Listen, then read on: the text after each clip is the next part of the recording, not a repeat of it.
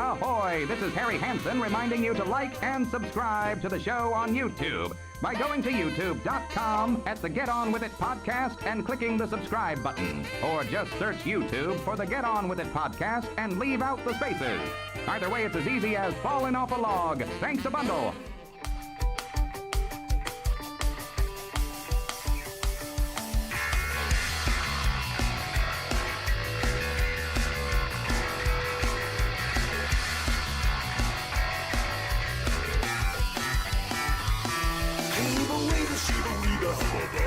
Jungle where the trigger to a dribble, but now you're going to slobber and you're crying in the middle of a goblet Benihana, Hatchy, hooky, boogie, mozzarella, itchy poo, reading around the collar, heavy petting at the shoe. You're reading for lasagna, on Wonderama with Madonna, baklava.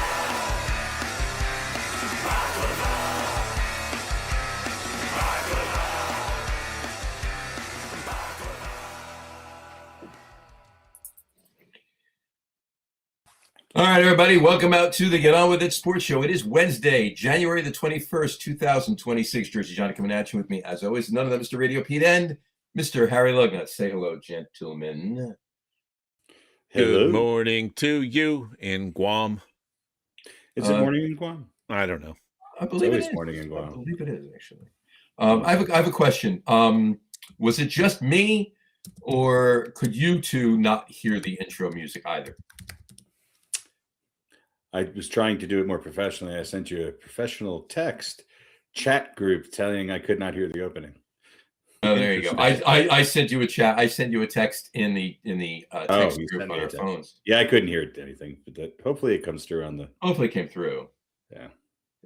Anyway. I heard it. Anyway, well, la-di-da. as long as Pete heard it. I was listening to Pete breathing. That's what I was listening to. Yeah. Oh, all right. Anyway. All right. Anyway, so how are you fine gents on this lovely, frozen, frigid January evening?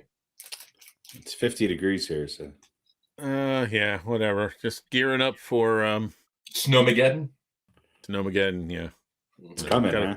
Yeah, I gotta. They don't know if it's going to be 3 inches or 23 inches. They don't know if it's going to be 3 inches or 3 feet, actually, is what they're going with. Yeah. This one's gonna be bad, so. Gotta go out and get some food. Gotta get the eggs and the milk, the bread and the milk, or whatever it is. Bread and milk. Bread and milk. So, Who eats bread and milk? babies. Yeah, okay. If you have a kid or a cat. Or a cat, right? I haven't drank milk in 50 years. Well, I drink milk all the time, actually. Mm-hmm. Yeah. I'll have a chocolate milk every now and then, but I really don't drink milk either. I'll have milk in things, coffee. No, I eat cereal every morning, so. But I love milk. Nice cold milk is one of my favorite things. Well, you're also a Jets fan. Even without bread in it, it's good. You don't break up the bread, soak it in. I dip my bread in my milk. Well, I'm going to. And then I put it on my feet so I can get through the snowstorm. Right. I ordered one of those Crunch cups.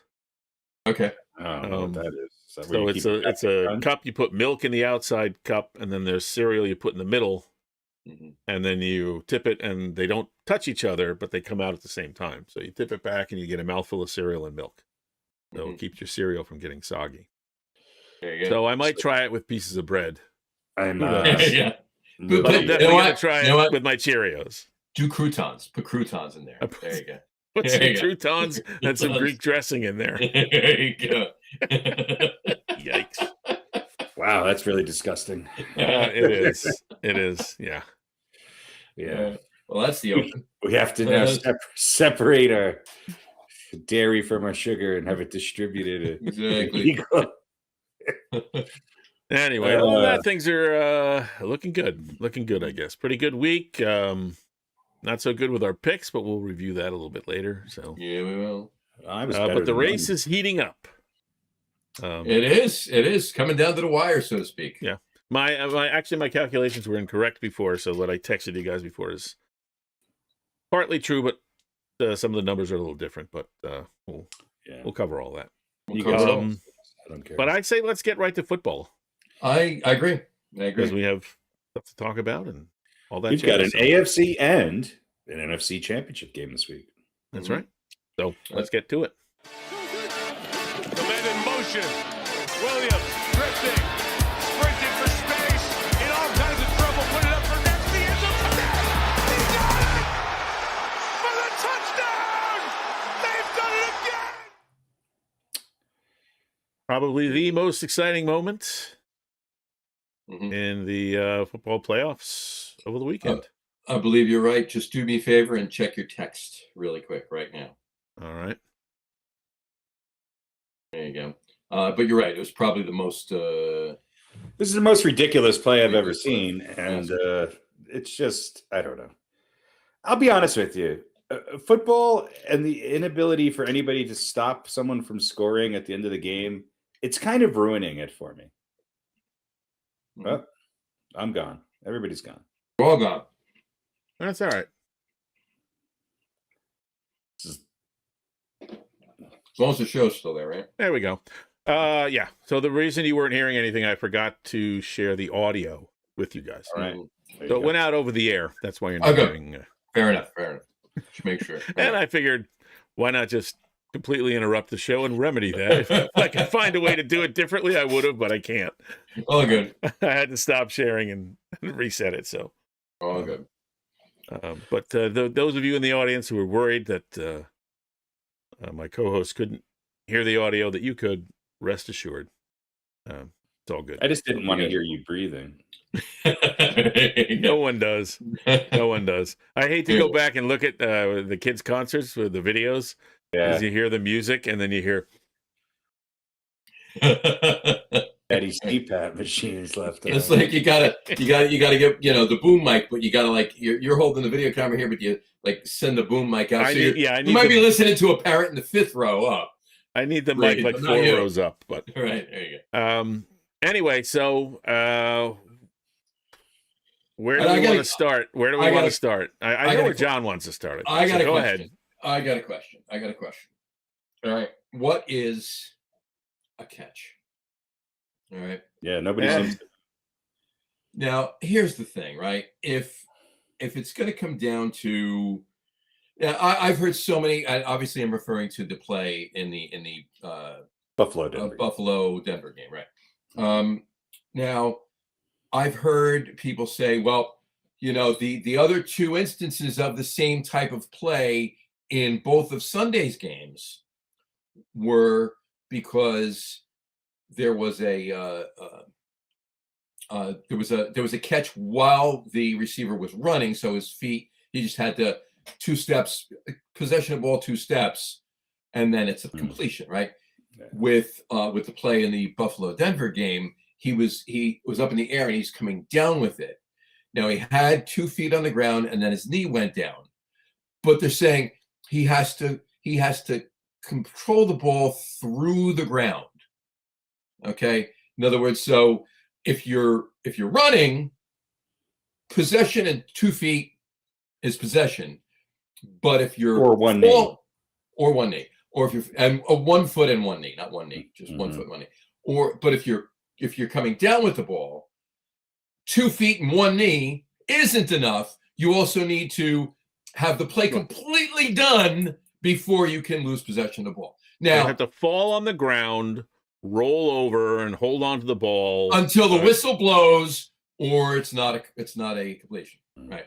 Now that's if that's the rule, if that is indeed the rule, then no, it was not a catch, and it was, I guess, an interception. But was it really an interception? He ripped the ball out. I mean, see, that's the gray area for me here, right? To me, it's one of two things. It's either a catch and down by contact, or it's a catch and a fumble, and a recovery by the defensive player, because it wasn't an interception. No, he did not intercept the ball. He ripped the ball. He stole the ball away from him, and that to me needs to be, and whether you want to say that play was wrong or the refs were wrong or the call was wrong or blah, blah, blah, blah, whatever. To me, that needs to be reimagined in the offseason in the rules department. Yeah. All right. Because that specific play, that means that any defender, a guy can come down. If he's coming down with the ball, all the defender needs to do before the whistle blows is pull the ball out of his arms, and it's an interception. That's bullshit. That's complete horseshit. That's not a play.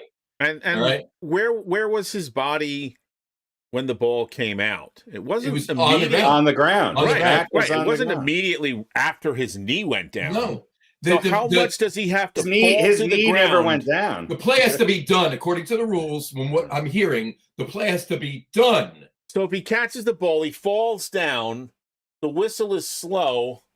He's down. He's not going anywhere. It's down by contact. And then they rip the ball out of his arms before the ref blows the whistle. That's an interception. I mean, if that is the actual rule. But hold on. Then that's ridiculous. If he did that in the end zone, it would be a touchdown. Yeah, that's questionable. No, you gotta complete the catch. Because as soon as if you have possession and you cross the goal line, it's not that anymore. Same thing. He has to complete the catch through the ground. If he's coming down, if he catches the ball while he's running, I got you. 2 feet with possession of the ball, then it doesn't matter. Then it doesn't matter. If he if he jumps up for it, he's coming down 2 feet, knee down on the ground, elbows back, ass face, whatever, and he's down on the ground, and then the ball gets ripped out. So he could actually possess it longer that way, and it's not a completion. It's horseshit. Here's the rule is horseshit. Yeah, I agree. Here's the bigger thing with that game for me is that Josh Allen had not had a turnover in, I believe, 6 playoff games.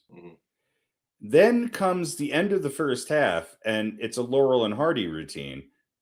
And I mean, you could say what you want. Okay, the Broncos have a very good defense. They were at home. Bo Nix actually played a really good game. Josh Allen did not have a good game. No. And that would have been great if that was a completion, a big throw. They line up, they kick the field goal, and then you think, okay, maybe finally. But this Buffalo team has really struggled to move the ball a little bit. And I think Josh Allen, for once, was right in saying that he kind of have to put this on him a little bit. If we're going to talk about CJ Stroud with all the turnovers that he had, then I think Josh Allen is. No, Josh Allen had a bad game. Just didn't have a great game. Josh Allen had a bad game, and you know what? Though it's clearly not his fault, though. It was clearly Sean McDermott's. Well, listen, if you.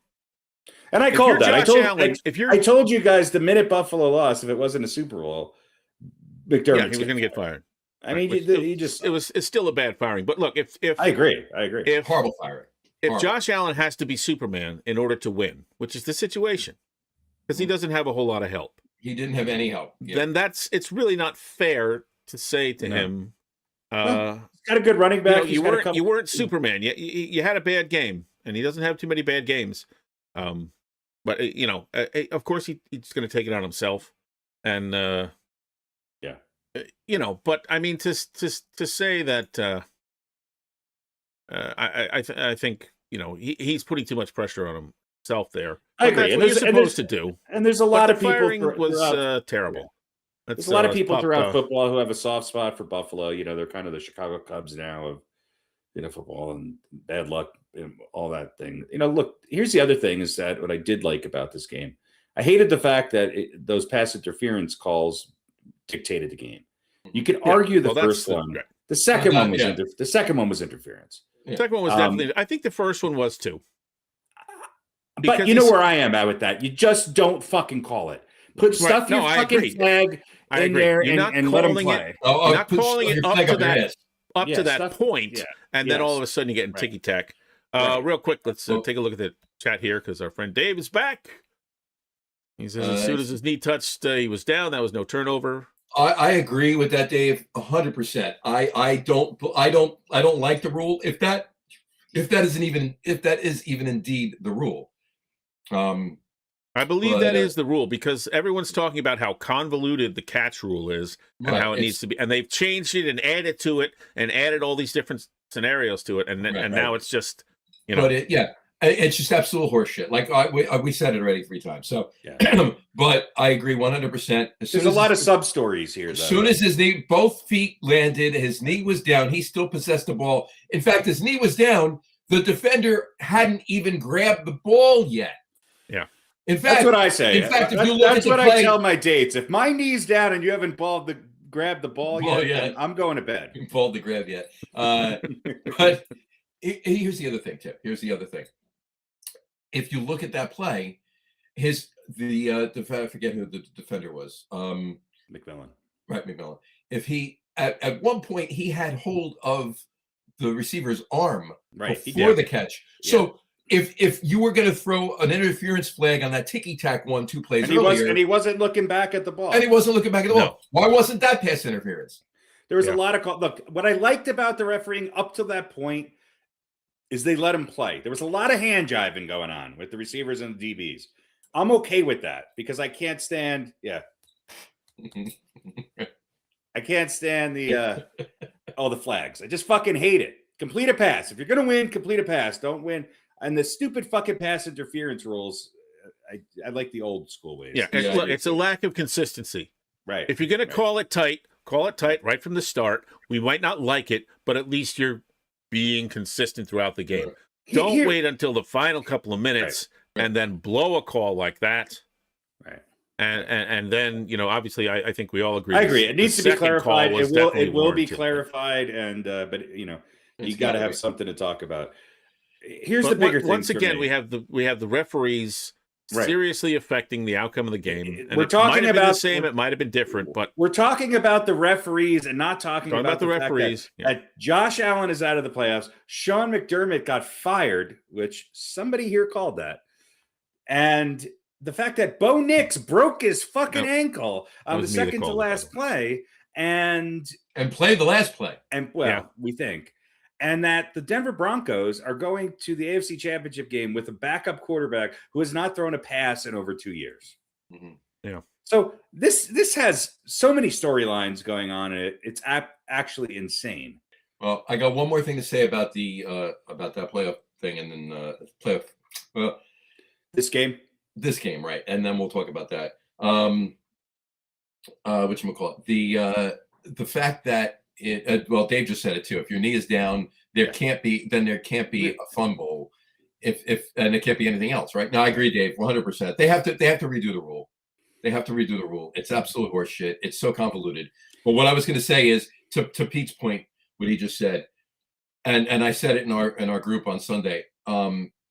There's so many ticky tack plays that these refs are calling, like you even said it in the Patriots Texans game. The one guy came in, the defensive guy came in, he moved his hand up, illegal shift or not. Oh, he came in as a fullback. It was 15 minutes before the snap. He moved his hand. So, it's like, come on. Right. But my point with that is too, and you've seen this a lot. It's even in the regular season. Okay. And I said this in the group, the quarterback takes a snap. Immediately, basically the entire team moves right. There is always one tackle on every team that is offsides on every play. I'm not even talking about that. Yeah. But like the quarterback takes a snap, the whole team moves right, and one of the slot receiver goes out into the flat, and the quarterback immediately hits him, and it's a for a 5 yard gain, 8 yard gain, whatever. Hold on. We have illegal formation. We have a whatever defensive penalty, offensive penalty, whatever on the other side. It had nothing to do with the play. Yeah. Why? And I get it. It was a penalty. All right. Yes, it was. Was it a penalty? Yes, it was a penalty. There was illegal contact. There's a penalty on every play. There's a fucking penalty on every play. It had nothing. I mean, basketball addressed this. Why can't the NFL? It had nothing to do with the play. The entire play was that way.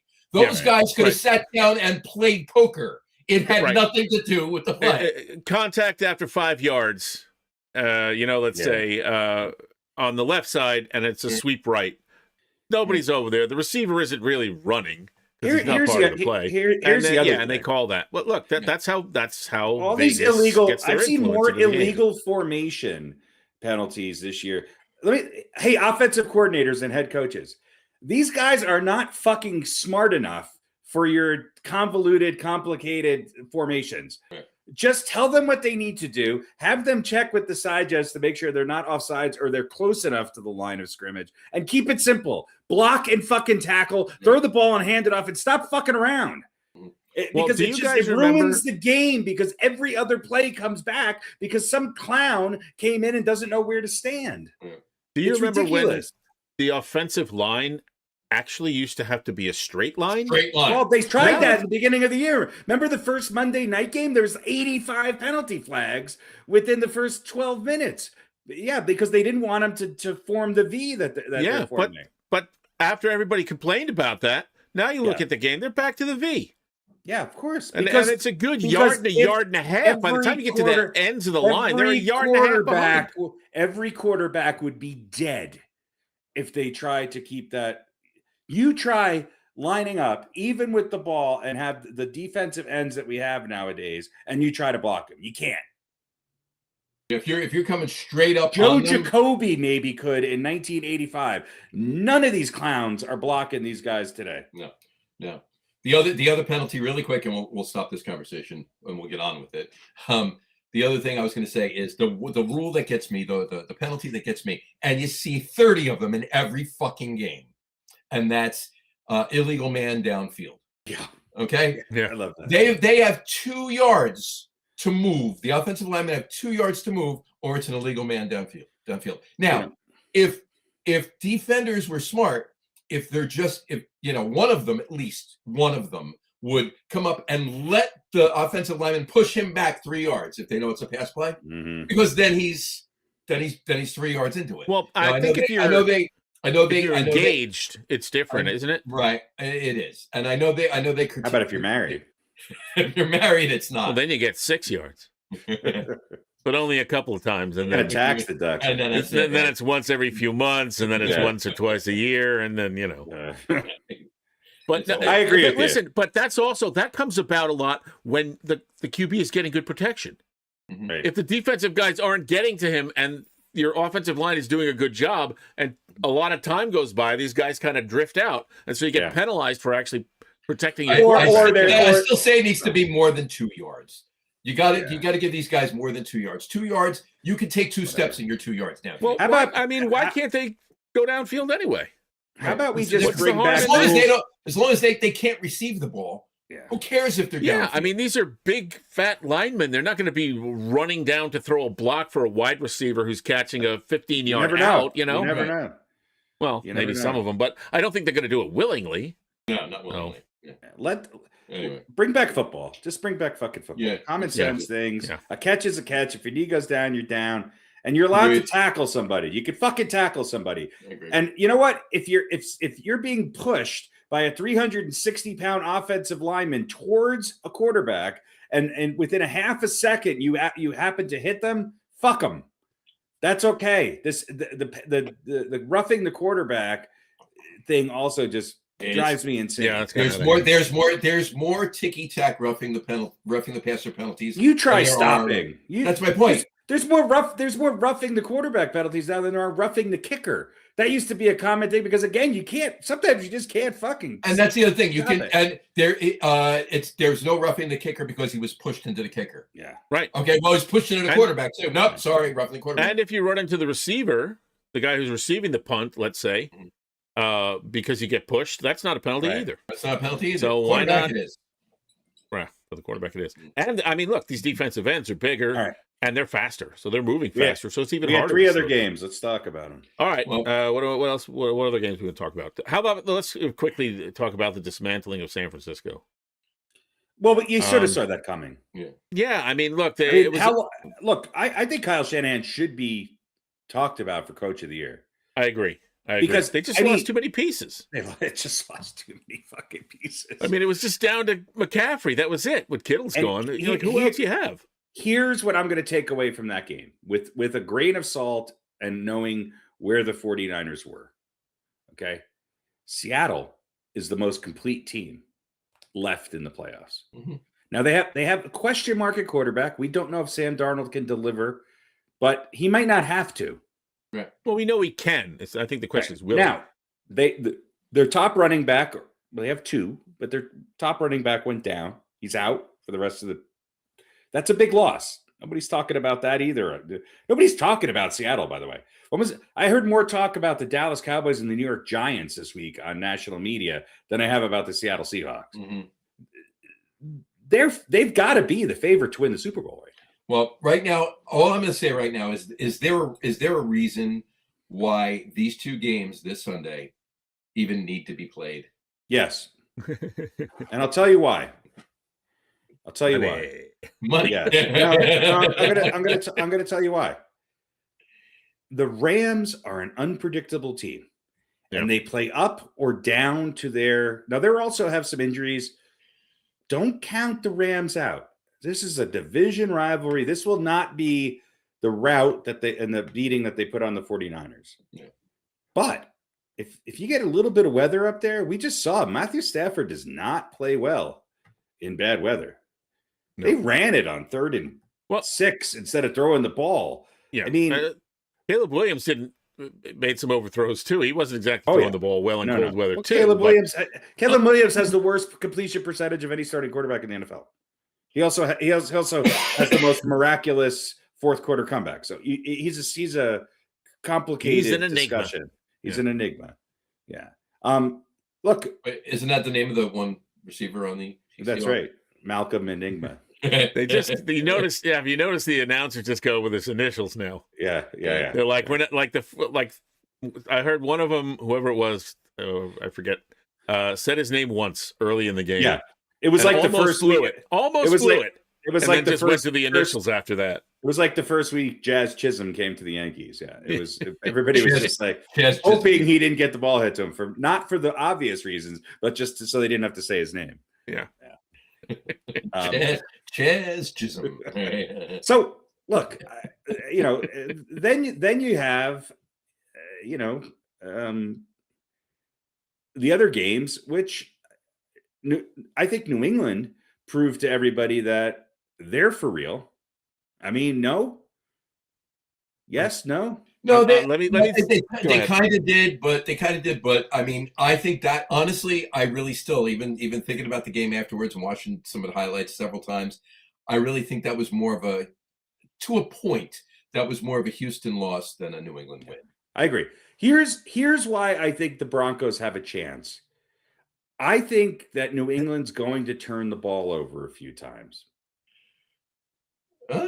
All right, let me say this about New England Houston. I thought going into this game, one of the things that New England does very well is confuse young quarterbacks, which C.J. Stroud is still a young quarterback, but he's not an inexperienced quarterback. He's easily confused, though.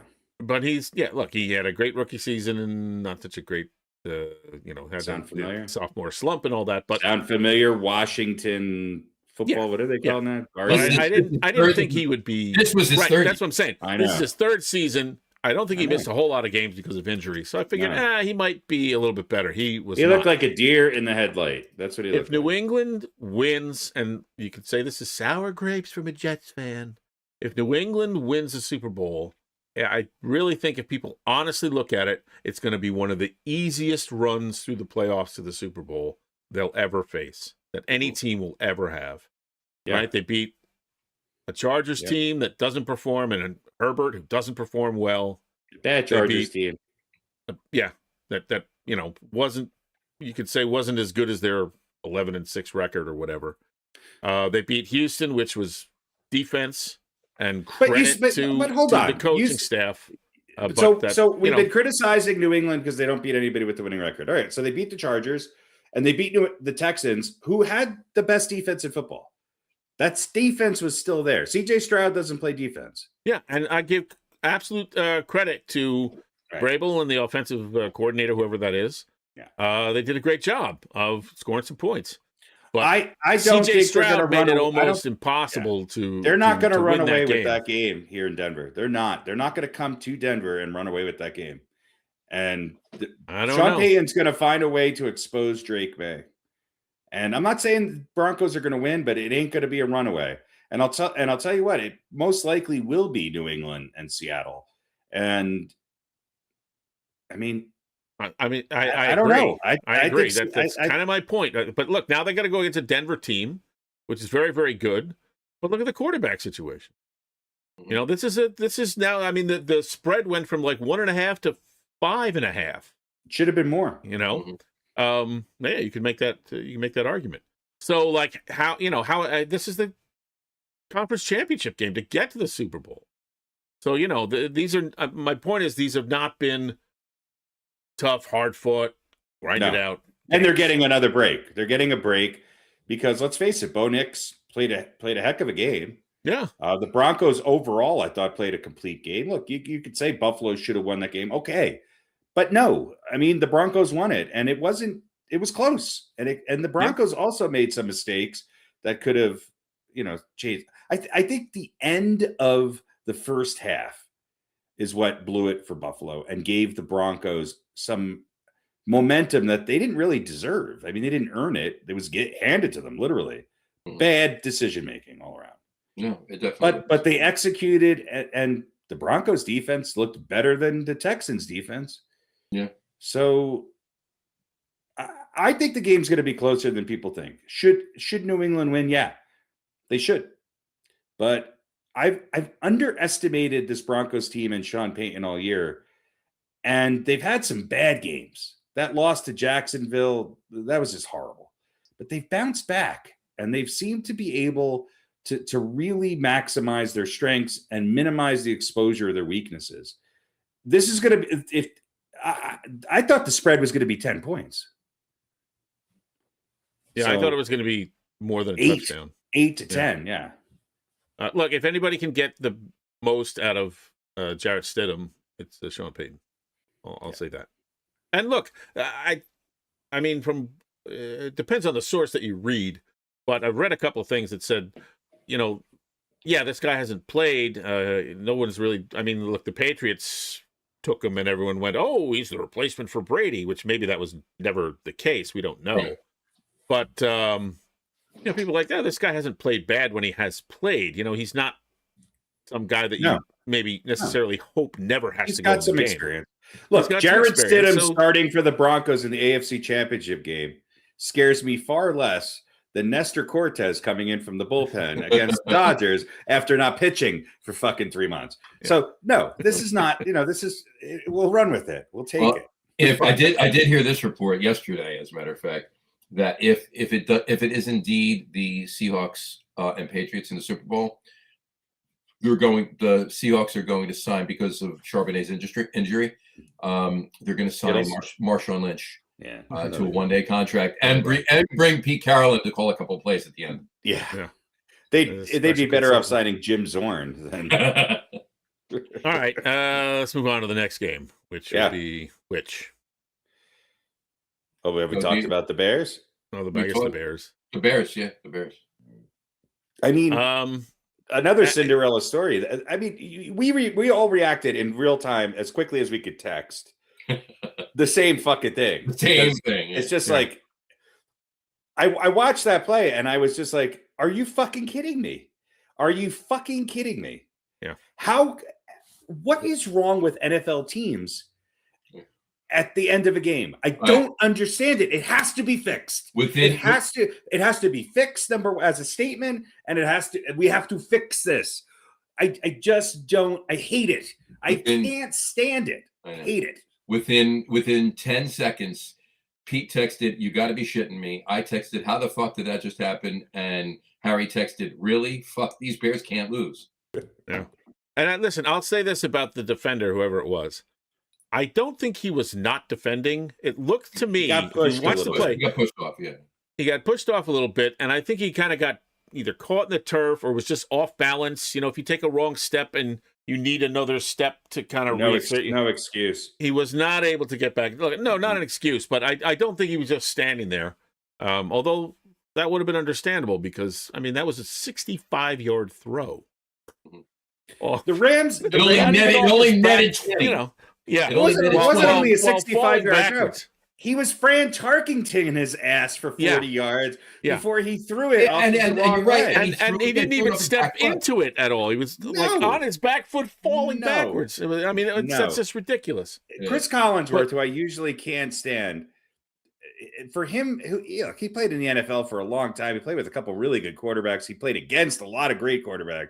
Yeah. He just basically said it really well. I've never seen anything like that before. I did not think he was going to be able to get that throw off, and it was easy. He could have done it from another 10 yards away. It was insane. Here's the thing about this game that I want to ask you guys about. Ben Johnson, 4th ends. Does this game, like, how do you feel about not going for 2 at the end of the game? Was it the right decision because you'd went for it a couple other times and didn't make it? It was the right decision. The right decision. For me, I tend to be way more let the game play on, give your defense a chance. You got the momentum.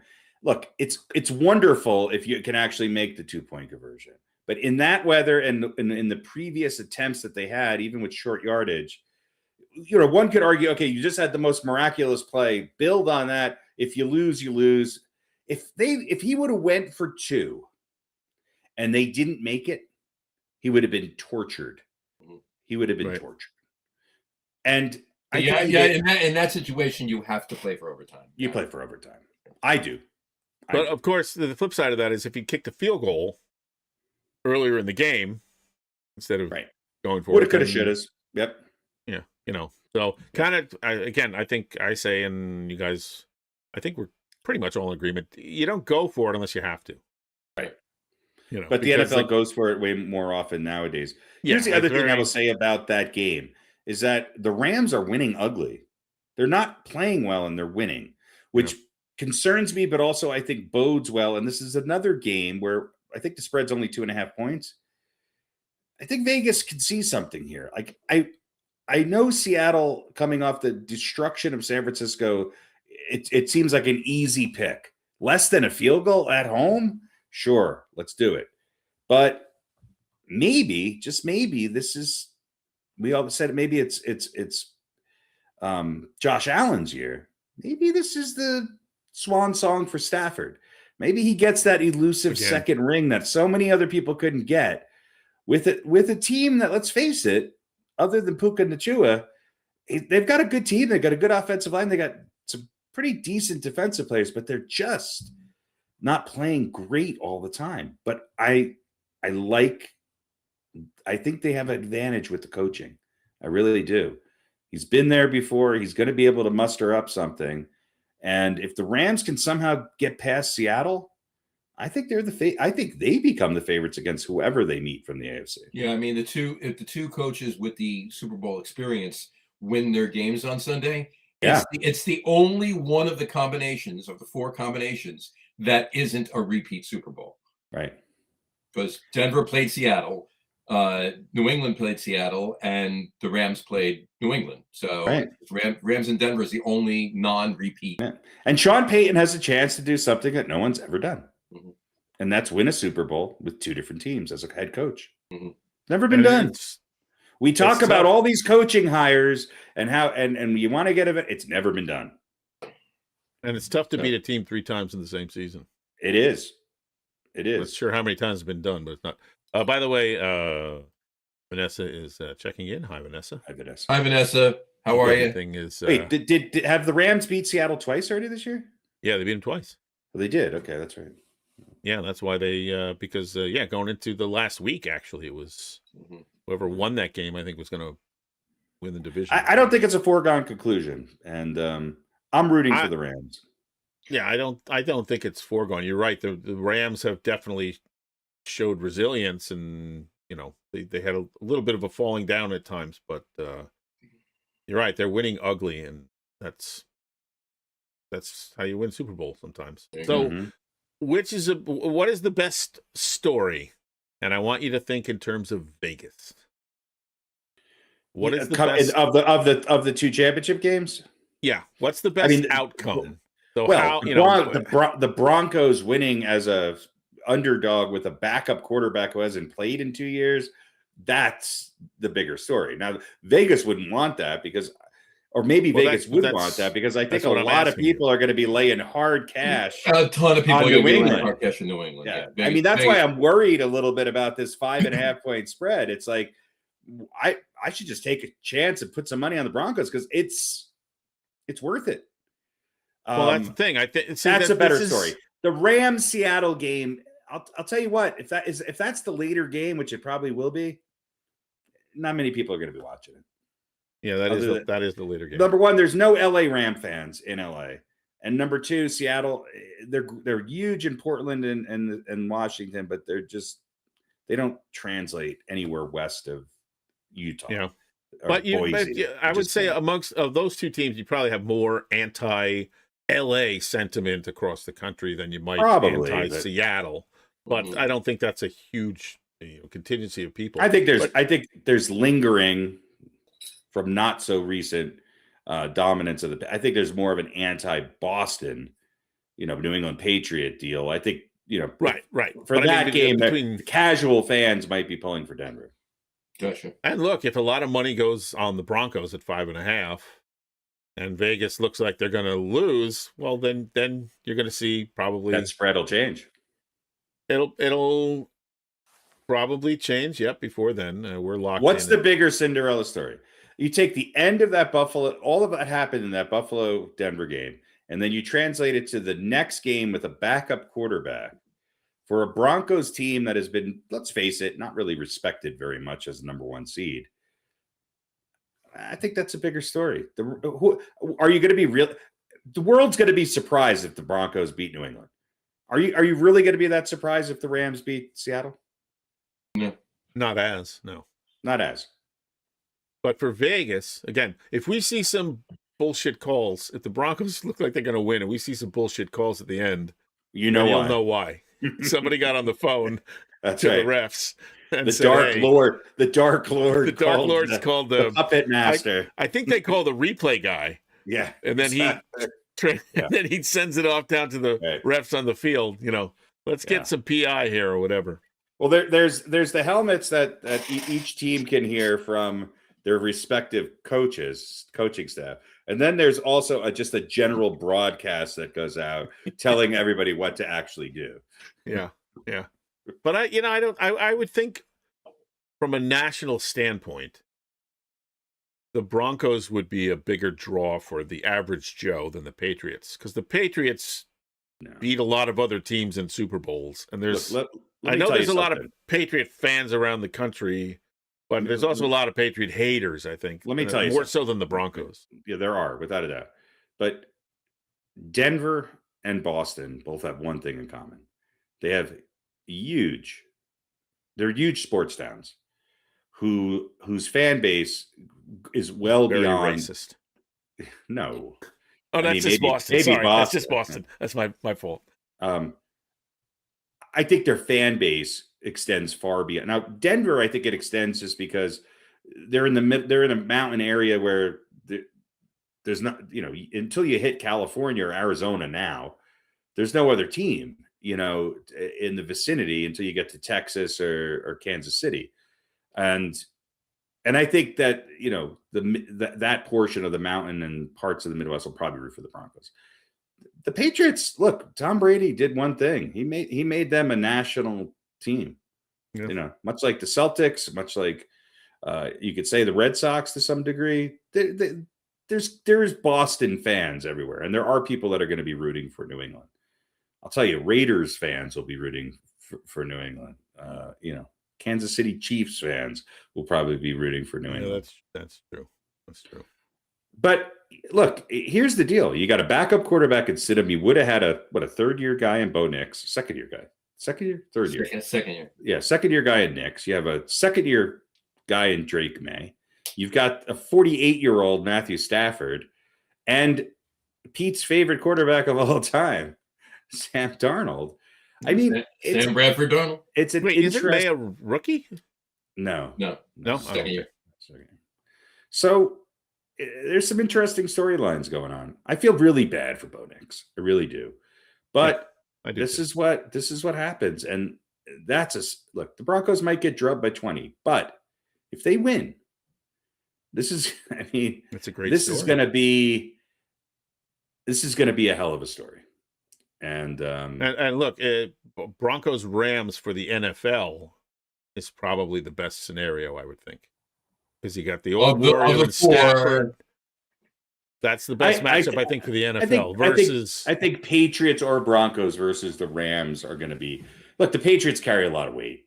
Yeah, they carry, look, the Patriots is also a great story because they're a great franchise who, post Brady, post Belichick, have rebuilt themselves from somebody within the within the family overnight has come in too. there.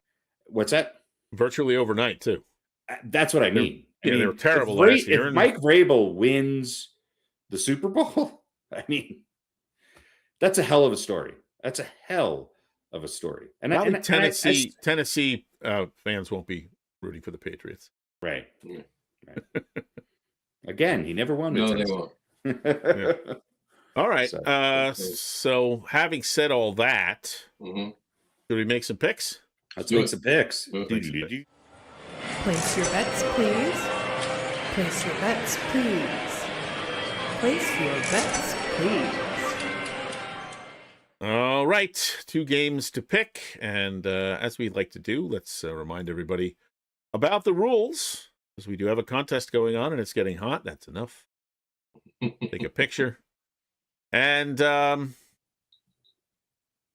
let's take a look at our wild card weekend. Had to rearrange our grid here because we had 6 games instead of the usual 4. Let me find a little piece of paper here. So this was a big week for Jersey Johnny, who regained the lead from the coin with a 12-point week. The rest of us had 9. This was great. Good week for everybody. And then we got to the division round, and we all kind of stunk up the joints. But Johnny did regain his 3-point lead as the coin tied, I believe, yours truly, for the next to lowest score you could possibly get. You guys all had a Harry week. Listen, you and I had 6s, which was enough to kind of hang around, but yeah. The 6 is almost respectable. It's decently respectable. Mm-hmm. But the good news for me is that I'm in second place now. Mm-hmm. 5 points behind John, 1 point ahead of the coin. Harry, you are officially eliminated from anything other than let's call it final place instead of last. No, I don't know. It's been a bad year, and I also, about 4 weeks ago, I started going rogue just to see if I could make some splashes. So it's it's been interesting. Oh, I've been bad. By the way, Vanessa's checking in. Hi, Vanessa. Yeah, we already did that already. Yeah. Oh, we did that already. Oh, sorry. Yeah, but hi again, Vanessa. I don't know. Anyway. Yeah. Hi again to Jim in Schenectady. Jim in Schenectady has not been on in a while. So yes. Let's take a look at the games here. Rams at Seahawks. These are the lines that we are locked into because we're doing the show right now. If that Denver line moves, but LA at the Seahawks. Well, I got to open up the old random generator. John, let's start with you. all right. Who do you like in this? Seahawks -2.5 at home. The over-under is 46.5. Seahawks over. Seahawks over. Okay. Harry? Yeah, same with me. I mean, I'm going to root for the Rams, but it's hard to pick against Seattle in this. And that over-under seems pretty modest, so I'll go over. It'll probably be under until 20 points under until 2.5 minutes left. Oh yeah, no, it's going to be the total score for both teams combined is going to be maybe 28 points until the last 3 minutes of the game. Yes, and then it's going to be 50 points. Yeah. Yes. Yeah. Yeah, I'm very tempted to take the Rams here. Go for it. They have been gritty, and I need to make up some points here. I was going to say that other than the gritty, the main reason you're going to tempted to take the Rams here is because why would you take the same thing that I'm taking? Yeah, but I also want to be right. But but you know what? I'm going to take the Rams and go over. All right. And I will pick first in the next game so that All I right. can't be accused of. And let me hit the old number generator here. For the coin, came up as an even number, so they are taking the Seahawks. And an odd number, so they are taking the Seahawks in the under. The coin is. Not the coin. Next game, Patriots at the Broncos. Denver plus 5.5 at home. And the over-under 42.5. Harry, why don't you go first on this one? Look, this is just a homer bet. I've got nothing to lose. I'm going to take the Broncos at home. Getting 5.5 might be the dumbest pick, but it is what it is. And God, it's hard to go under on this, isn't it? I'm going to go over. I mean, I hope we don't have a 17-6 game, but I'm going to go over. Broncos at home over. I don't know. I don't want to see Drake May in the Super Bowl. Yeah. Well, look, I've been desperately hoping for the Patriots to be exposed. I think they are a good team, and I think Drake May is a good quarterback. But we talk a lot about. I agree. We talk a lot about coaches who put their players in positions to succeed. Yeah. And I think Vrabel and company have really done that with Drake May. But like I said before, they've had a pretty easy road to get to this point. And if there's anyone, as I said, you can get the best out of Stidham, I think it's Peyton. So I'm going to take the Broncos as well. And I'm going to go under because I think these two defenses are both pretty good. So I'm going to take the Broncos and the under. And let's do the coin next. Coin comes up as a 1, so that is the away team. So that is the Patriots. And they are going under as well. So odd number means under. So, John? Now, I could be that guy and just go with whatever you picked, and hey, we're even no matter what, right? You could, but then you'd be, remember, the coin is only 1 point behind me. That's true. So if you go with me, you could be going against the coin. Well, I'm just going to go with what I was going to originally take, and that's the Patriots in the under. Patriots in the under. All right, so there we go. Listen, if Seattle goes under, you and the coin would be retied. So we'll see how that works out. There you go. So those are our picks. And don't put any money on it, folks. Because we don't really know what we're talking about. Nobody does. We gotta. I was talking. How would that? I'm 6 points in front of the coin. So if Seattle goes under, that's. No, you're right. Sorry, I was thinking about the old, my old miscalculation where you were. Right. Yeah. Right. Sorry. Yeah. So no, you can't. I was talking to. You're not going to lose to the coin this week. I was talking to Pete before we went on the air, and I was looking at all the so-called experts and their picks for the year against the spread. There's less than 10% of anybody who's over 500 this year with picks against the spread. It's insane. So, having said that, it'd be interesting to go back and see what the total record is without the points. But I think you guys have done pretty good compared to some people who get paid to do this for a living. That would be a lot of math. Yeah. I'm not saying we should do it. I'm just saying it's really hard to continually have a winning week with the spread and with the way the NFL is this year. It's just it's not easy. Yeah. Well, also, I don't know. Is it a handicap for us that when we do a live show like this, we're picking on Wednesday? It is a little bit.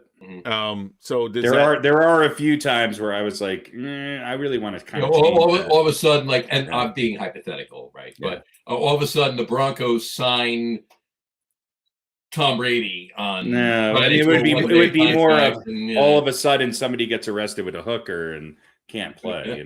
Yeah. Well, listen, the official injury reports. Nice. The official injury reports come out on Thursday, right? Although I don't think that means as much as it used to, because teams are a lot more cagey than they used to be, Yeah. But it is kind of nice to, this guy is out. I mean, obviously we know Bo Nix is going to be out. But there are certain points in the season where I went, we don't know who the quarterback is going to be at this point. Just tape it up and It's- fucking drop back. Go play from the shotgun. Come on. Tape Jesus it up, Christ. stick a needle in there, and dull the pain and get out there. Rub some dirt on it and get out there. Anyway, that's the NFL pretty much in a nutshell. Now, John, you had some things that you wanted Just the to... quickies. Four got to stay. Just the quickies. Question of the week. Hot takes. What do you want to do first? Hot cakes, and we'll do there's the NFL. There's only two. There's two just a quickie. So start the first just a quickie. All right, let's do the first just a quickie. Double quickie. First of seven. Just the first of seven quickies.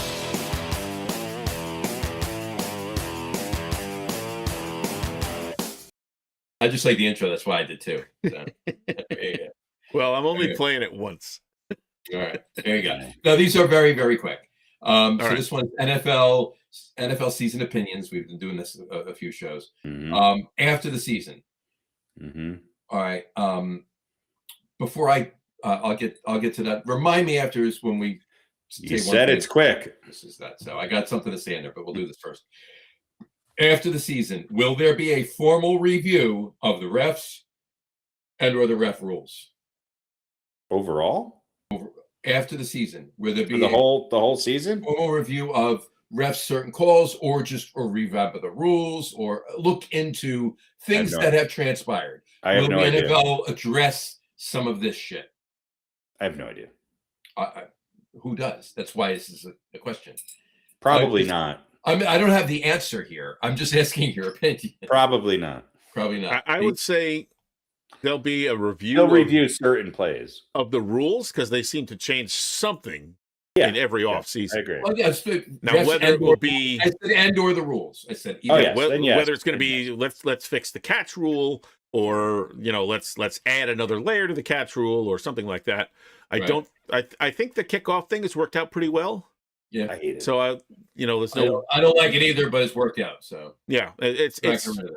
there's some excitement, not as much, and I don't think too many guys have gotten hurt on kickoffs. So Okay. it's done what they wanted to do. As far as the Right. refs, I think they have to look. The NFL's in bed with Vegas. Whether you think they're directly affecting games, calling the refs like we were joking about before, or sending out a subtle message, hey, it'd be better if this team won or covered or whatever it is. We've certainly seen some plays that covered spreads. There have been some bad beats because of a meaningless field goal with 2 seconds left in a game when you're down by 13, and the spread is 10.5 or whatever. Things like that. There have been some really questionable calls by coaches and stuff like that. Agreed. The NFL, I think, has to address that. Now, when the way they may address that is they're like, well, we're gonna look at the refs, and we're gonna start doing performance reviews of the refs, and whether there'll be some punishment, will be good in grading them, and then everybody will go, oh, okay, so these refs are making bad calls, and the NFL is going to try and fix that. When really what they're doing is trying to cover up the fact that Vegas has their fingers in the pie. 100%. I don't know if they're going to do it. I mean, certainly the NFL has, in my mind, become so arrogant. Everything has a tipping point. I don't think they're there yet with the American public as far as really starting to turn away from football. But some people are. Some people they hate the game right now. But not enough to really with all the billions they're getting from gambling. With the billions they're getting from gambling, viewership can drop. And it won't matter. 100%, and it will if they don't. Advertising revenue is not anything close to the main source of revenue for the Most NFL people anymore. do not care as much as we do. All right. Yeah. All right. Fair enough. There you go. That's that one. Now, we'll do the other one, but let's talk about this first. You can take the background off for a second because you put it back on after. Is this football related? It's still football related. Yeah. Still football related. Okay. Yeah. It's just it was national news, right? So I got to bring this part up. And before I get to it, though, I'm gonna introduce what I'm going to talk about by saying this. A couple weeks ago, the last time we did the after this, or the in season opinions, we did it for the Just a Quickie. My question to you guys was, who will be the next New York Giants head coach? And your choices were John Harbaugh, Kevin Stefanski, or neither. Harry said neither. Pete said neither. And I said John Harbaugh. So So you're There right. you go. come on. All right. Thank you. All right. I Thank you. think You he would have get been the golf smarter to club. go to Buffalo, but all right. Anyway, Well, yeah, he might have been smarter to wait a week. Should have waited. look, told you it was you know gonna what? happen. It could be smoke and mirrors what he was saying after the fact, but he seemed pretty happy in that press conference yesterday, and his father seemed pretty happy that he's the head coach of the New York Giants. Yeah. So I mean, the Giants should be happy. I think they got. he the said best, he I think they got the best available coach. He wanted this job. He wanted this job. We'll And see. I think in John Harbaugh's mind, whether it's true or not, and I hope he is, I hope he's right. I hope it is right. I hope it's true. But I from based on what he was saying about the Giants, and I'm just putting based on what we know of the Bills, I think John Harbaugh thinks the Giants are in a bit better of a position than the Buffalo Bills are right now. Right? No one wants to live in Buffalo. Right. So, and I just think it would be very ironic if Brian Daboll becomes the head coach of the Buffalo Bills. I don't think he will. Well, I mean, he's either he asked for an interview or they asked him for an interview, or I know. I mean, they'll definitely talk to him. But But wait, who's the coach of the Ravens now? We don't know. Nobody yet, right? Nobody yet. Well, there you go, Brian Dable. Maybe That would be what's his name will sweet go if they down to the switched jobs. They just asked to speak with. I think they're interviewing what's his face from the Colts. Either tomorrow, today they interviewed him, or tomorrow they're interviewing him. But yeah. So, but anyway, so congratulations, John Harbaugh, and congratulations to the Giants and all the Giant fans out there. This is probably the single best thing to happen to the Giants in this particular capacity. Well, it's definitely in this capacity since they hired Tom Coughlin. So, head coach Ron is That's what I'm calling it saying. right now. Well, listen, I think I heard the other day over under for Giant wins next year was 8. it Or is. the prediction was 8. It's already 8. Now, would you agree with that, or Yeah, and I go over. you're totally you're in the soup completely? Yeah, I'm it's either spot on or it's slightly over. I think they're going to go 8, 9, 10 next year. All right, well, now I'm going to go to the guy who's always right, Harry. 4. It's no. It's well, I've been right. Fine. Look, I look at the schedule, and I'm pretty good at it. And so I don't know yet. I don't know yet. All right. Well, let me ask you this: do you think 8 is a possibility? Yeah, maybe, depending on who they play. Okay. All right. Well, we know they got to play the Eagles twice. And If the they're playing Cowboys twice. Seahawks, I mean, John Harbaugh is great. I'm very happy the Giants got him. Is he though? Well, here's my thing. I think he was the best in New York sports these days. You have to take what you can get as based on what your options are. I think that John Harbaugh was the best available coach out there without trying to bring in a coordinator who's unproven. Now, it's easy to criticize Harbaugh. It's also easy to see what his strengths are. And I think his excitement to actually be coaching the Giants is a good thing.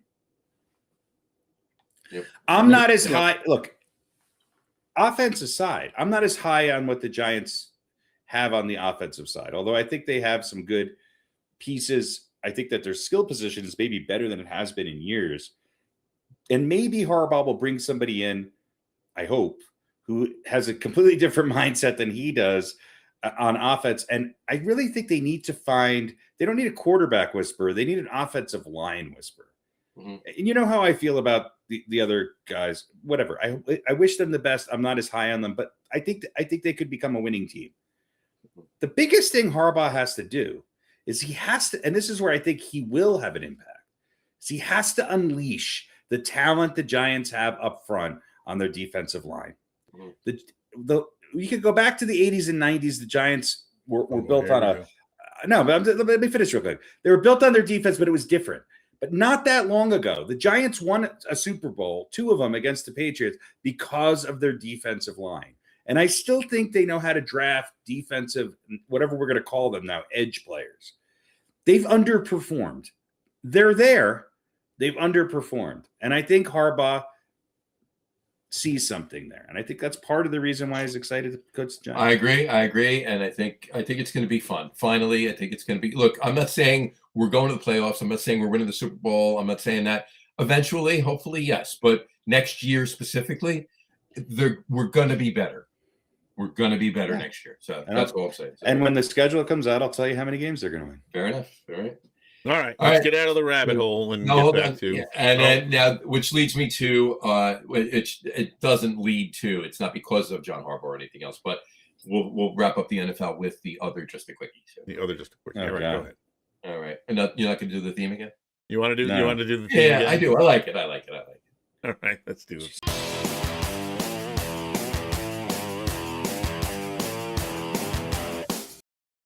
Very good. All right. Here we go. Here's your other NFL just a quickie. Here's a trivia. I'm going to give you three. It's based on that last one we did. Based on a trifecta. It's based on a trifecta of horses at Madison Square Garden. It's based on the other one. I'm going to give you with multiple choice. So I'm going to give you three.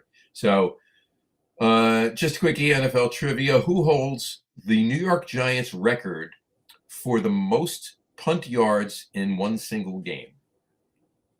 Who holds Receiving yards or actually punting yards? Punting yards. So punter.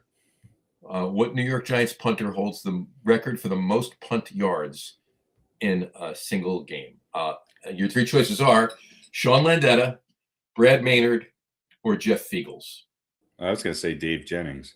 I mean, I'll go Sean Landeta, but it's probably not. He's one of their best punters, but it's probably somebody else. That's the All right, first Sean name Landeta. that came to my mind, and I was surprised that I even knew that was a Giants punter, and I wasn't sure. I'll say Fiegels. So Landeta and Fiegels, you are both wrong. Excellent. It's Fuck cares. It's Maynard, yeah. Maynard from Tool was the punter for the Giants. Maynard from Tool. No, Maynard G. Krebs from. Yeah. Is Is that just a quickie, or is that a just who the fuck cares? Brad Maynard's just who the fuck cares? Yeah, Brad Maynard on November 23rd, 1997, against Washington, he punted for 537 yards. Good for him. It's a lot of punts. It's a lot of punts. Actually, it was only two That's like a punts. Cleveland punt. Fairly certain I was at that game, and I'm fairly certain they tied. The game ended in a tie. And his leg fell off after the game. Afterwards, yeah. Yeah, he had to retire after that. There you go. So, all right. Yeah, there we go. Just a quickie. Hot takes next. 3 got to stay, 4 got to go. We can do 9 hot takes. We can move to hot takes. Question of the week. Let's do hot takes. Let's do hot takes last because All right. we can lead out of it. But All right, so let's do keep going with sports or whatever. 56 out of 7. This is football related as well. 50. Oh no, the 4 got to stay. No, it's baseball related. So let's move to baseball. Baseball related. Okay. Mm-hmm. So let's go to baseball. We need a producer. Well, we should give a show run sheet, right? Yeah. No, I mean, baseball. We're going to talk about baseball. Ian, I don't even know when you say what you're doing. I'm still not sure as to what it is, but yeah. Well, look, the fact that we spent 30 seconds talking about it before we actually came on the air, that's Right. a milestone for us. It is. It is.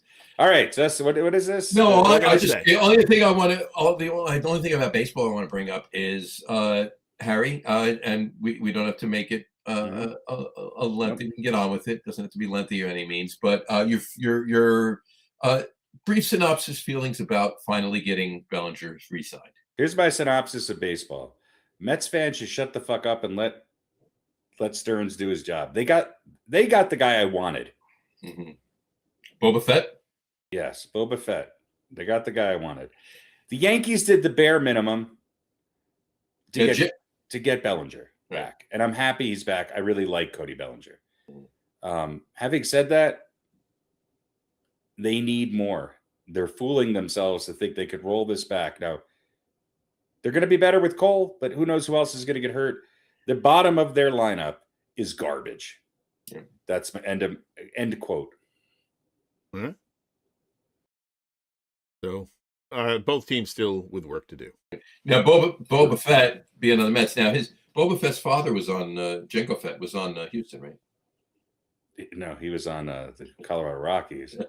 And his name was Dante, and he had a beautiful. He was on Alderaan. That's right. Alderaan. He was in the garbage can Millennium. There you go. All right.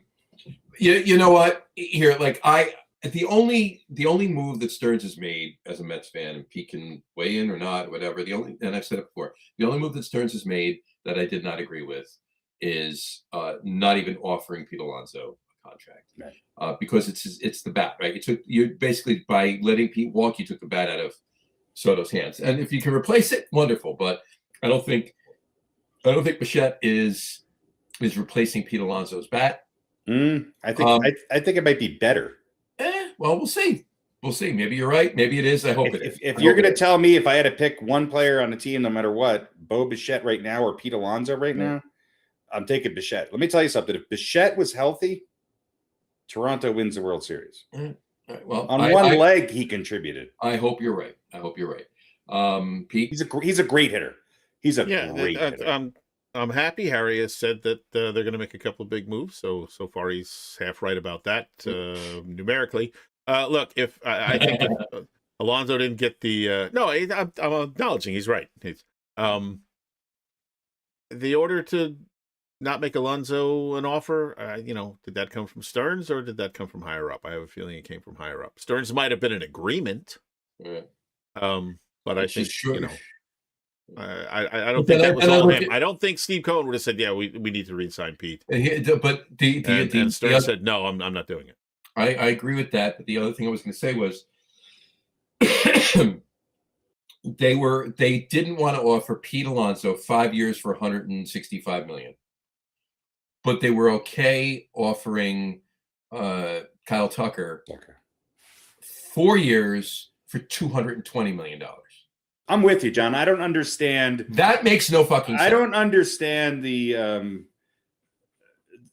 all the love, the extreme love for Kyle Tucker. I don't get it. Out of all of those, I'm being completely honest. For the money that they were getting, Bellinger, Bregman, Bichette, Tucker. He's fourth on my list of who I'd want. I get it. There's different analytical tools going on here. But how many teams were going after him too? I think there were more teams than you think going after him. But yeah, that pumps it up. That pumps it up. Here's what I will say about the Mets. Not offering Pete Alonso a long-term contract at the money that he got is less about Pete Alonso and more about the fact that I think the Mets are looking beyond free agency and I think I'm right with this. I don't think Stearns has the leash that Cashman has. Unfortunately, I think the Yankees are done. You're going to see some little nibbles and chews. The Yankees think that Volpe and Wells and Rice are enough to win a World Series. I don't think the Mets are done. And there's also the story of Cohen had some casino deal that he was trying to work out, and so he was holding off on spending money. But now apparently the deal went through, and so now he's going to spend money again. That's why I didn't offer Alonso a deal. I don't think Pete Alonso's contract was going to be at the financial. No, I wasn't going to lead to ruin, but who knows? Look, rich people are very often the most miserly. Yes. Well, because once you get all that money, you want to hang on to it. I will say something about Cohen. He has not been miserly. He's been letting it rip. Other than the Dodgers, I mean, there's nobody letting it rip more than the Mets. So but a lot of those moves have failed, and it's costing him a lot of money. So. Which is why I think he went out and got Stearns. And look, I know you guys aren't. I felt bad losing the best reliever in baseball. Nothing you could do with it. He was going to hop on that Dodgers train, and. Who blames? I'm not upset with that because they did make an offer. There was communication there. Diaz wanted to leave. Diaz wanted to go. And I would have rather have had Diaz than Alonso. You know me. I was talking about Alonso when no one offered him anything last year.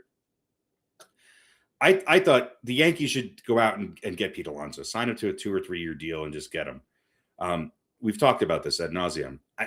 But I think that people just think that money can when you look at Alonso, even though he's performing at that high rate, there are people at that position which get close to it for far less money. So most teams were looking at it that way. That's the way the Yankees were looking at it. They've got Ben Rice on a first contract, and he's 2/3 of Pete Alonso, and maybe he'll be, 3/4 of Pete Alonso this year. It's like the Schwarber Alonso deals. They made me scratch my head even more than the Bichette Bellinger, Tucker deals but those teams, both the Orioles and the Phillies, need that. And I think with Schwarber, they knew that works, especially where his flexibility in the lineup. Yeah. The Mets just I think they wanted to spend some more money. I really think they thought they had a shot at Tucker. I think they went after Bellinger. I just think that I agree with you. I think they had a shot I think they had a shot at Tucker, but what it just makes no sense that's what they. I agree. Why would you, if you're going to offer, who would you want? I mean, Kyle Tucker's bat was not. No. It was Pete Alonso's better. You know how I feel about it. I agree with you. And Kyle Tucker doesn't play a lot, and Pete Alonso plays every friggin' day. So I'm with you. One thing's for certain. I think the Mets got the best free agent available. I think Bichette was number one. All right. Nobody agrees with me. But I agree with you that he was definitely up there. So I was very happy with the signing, but we'll see what happens. One thing's for sure. The Orioles are going to get 100% of Pete Alonso. Whether that's good or bad. Whatever it means. Pete Alonso's Pete Alonso, but I mean, you're not going to hear about Pete Alonso this year. You're not going to hear about him very much, except when he comes back. If there's an interleague game and the Orioles play at Citi Field, then you'll hear, then it'll be nice. They'll have a Pete. There will be a lot of New Yorkers happy. Let's get on with it and get on to 4 out of 7. Four out of 6. 4 got to stay. Yeah, there we go. 4 out of 6. Yeah, not 7. Yeah. We still don't have 4 out of 7's the World Series. Still don't have an intro for it. So no.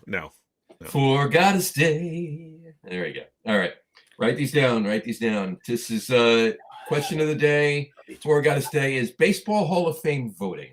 Mm-hmm. Baseball Hall of Fame voting. Now to preface it, Carlos Beltran and Andrew Jones are getting in. All right. Carlos Beltran received 358 votes, 84.2%. It's on his 4th year on the ballot. So cheating doesn't matter if you're with the Astros. Just keep that in mind. Okay. You do realize what team he's most likely going to go in with, right? Yeah, that's a Met. Right. Yeah. Congratulations. Yeah. But in any event, and hey, what do I always say about Carlos Beltran? What's my favorite thing to say about Carlos Beltran? If he'd taken the fucking bat off his shoulder. All right. I think he should go up to the podium with a bat on his shoulder and give his speech that way.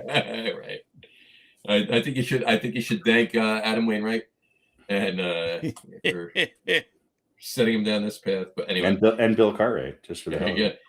For the hell of it, right? And Andrew Jones, 333 votes, 78.4% in his 9th year, so just missed it. So, with that said, Baseball Hall of Fame voting for got to stay. Write these down. These are of these 6 players. Which 4 of these 6 players that did not get in this vote? And I'm going to give you the percentage of votes they got, okay, and what year they're in. All right. Okay? They get 10 years, right? So, which 4 of these 6 players have the best shot of getting in? All right, go for it. Here we go. In his 8th year, he received 48.5% of the voting, and that's 206 votes. Andy Pettit, 8th year. So he's got another 2 years. Mm-hmm. Andy Pettit. All right. In his 5th year, so he's halfway through. Mm-hmm. Got 40% of the votes, 170 votes. Alex Rodriguez, A-Rod. In his 7th year, he got 30.8% of the votes, 131 votes, would be Bobby Abreu. 7th year, he's got 3 other years.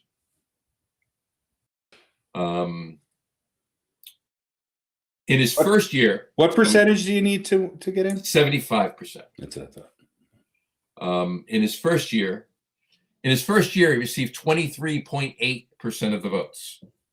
Whatchamacallit? That's 101 votes he got. Mm-hmm. But only his first year, so he's got another 9 years, and that would be Cole Hamels. Also in his 9th year, or not also, but in his ninth year. Also because Andrew Jones was in his ninth year. Ninth year, he only got 18.4% of the votes. That's 78 votes. And that's Omar Vizquel.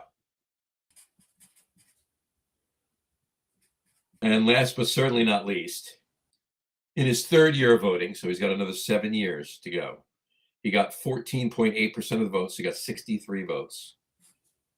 Number 5, Mr. David Wright. So once again, Andy Pettit, Alex Rodriguez, Bobby Abreu, Cole Hamels, Omar Vizquel, and David Wright. So is this who we think should be in the Hall of Fame? You think who I think will get in? Who has the best shot of those? Which 4 have the best shot of those 6 to get in? All right. Can I go first? You can go first. All right. Andy Pettit's a Hall of Famer. Now he's tarnished because, of the PEDs. And I just think the baseball writers are not going to let anybody who was touched by it get in. Big Poppy, I'm talking to you. You got lucky. So of any of the PED, people have been accused of it or admitted it, I think Pettit has the best chance, but I don't think he's going to hit the 75% mark. Okay. So Andy Pettit to me is one of the best all-time pitchers, especially in the postseason, but he won't get in. A-Rod, I just say applies, but at a greater rate for, he's not going to get in. Mm-hmm. I think they're both 2 of the best players. If I'm starting an all-time Yankees team, they're both on it. Of course. And I would agree. Now, I might not have 4 that I think are going to get in. I think Cole Hamels with of the 4. I know. Of the 6, the 4 that are in. I'm going to say that I think Hamels and Abreu have a chance. Mm-hmm. No guarantee. Maybe not Hall of Famers, in my opinion. And I think Vizquel and Wright have no shot in jail. Here's the thing. But I will take those 4, if I have to pick 4, just knowing who's voting on this. Abreu, Hamels, Vizquel, and Wright. That's my choice. Because Pettit and A-Rod will not get in. They just won't get in. Mm-hmm. Right. They're the only 2 that are Hall of Famers on this list to me. Gotcha. But Vizquel only has 1 more year, and he only got 18.4% of the votes. Yeah. So do I think if I had a bet on it? No, but you made me pick 4. No, right. I would say that. I mean, and Andy Pettit only has another 2 years. A-Rod has 5 years. Let's let Pete go first, and I'll tell you mine. Yeah, Pete. All right, A-Rod's out because of steroids. Mm-hmm. I've been the staunchest as far as anti-juicing. I know Pettit has he might get a little bit of sympathy because he seems to have been a little more honest about it, at least as far as coming forward about it. And, I only used it for recovery, not to, bulk up or whatever. Well, they all the pitchers used it for recovery, but yeah. But I mean, he's a nicer guy. He's a nicer guy. He might get some sympathy, but he's also, he was a big Lemons guy and stuff like that, his mentor and stuff. So that could work against him. Mm-hmm. But I agree with you. He definitely deserves to go. I'm going to say maybe they soften enough and he gets in. He's only got 2 more years, right? Mm-hmm. Yeah. Still needs 29.5% more to get in. Yeah. Well, it's we also have to know who else is going to be 26.5%. Yeah. We also have to know who else is going to be eligible. Oh, that's right. He's at 48.5. Sorry. Let's see who else is on the list who's going to get. Yeah. I guess that matters. You're right. Has a little bit to do with it. Yeah.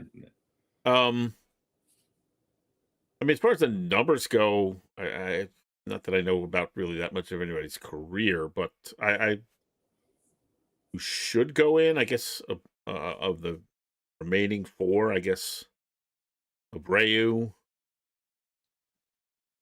I'll be a homer and say David Wright. Mm-hmm. Although, I love Omar Vizquel. He's a great player. Too. He's not a Hall of Famer. Yeah, no, I agree. I don't think he is. I don't think Vizquel is. I don't. Yeah, no, I mean, Hamels, look, I think is borderline. I know what you're trying to get at. this is just of these 6. Yeah, of these 6, who have the Which 4 4 have the best chance? Yeah. None of these 6 make it in. And I'll that say would be my Pettit. take. That would be I'll my say take. Pettit, Abreu, Hamels, and I'll say David Wright. Pettit, Abreu, Hamels, and David Wright. You're leaving Vizquel off. Okay. Very good. Yeah, I actually was, that's where I was going with. I wanted Pete to go first. I'm leaving off Vizquel because he's got one more year and he'll at 18.4%. And I do think that at some point in the next 2 years, Andy Pettit is going to get in. I honestly do think that. I think that he'll get votes. It might not be next year. It might be in his 10th year. But well, are we only including in the 10 years? I mean, there's also the seniors committee or whatever. what I mean, it could be that too. Yeah, it could be that too. So yeah.